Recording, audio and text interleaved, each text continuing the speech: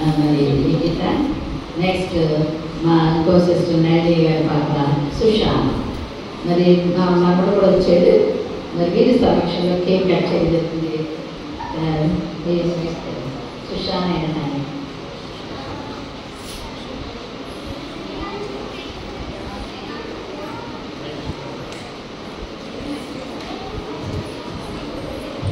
చేసినా చెప్పనా లేదా?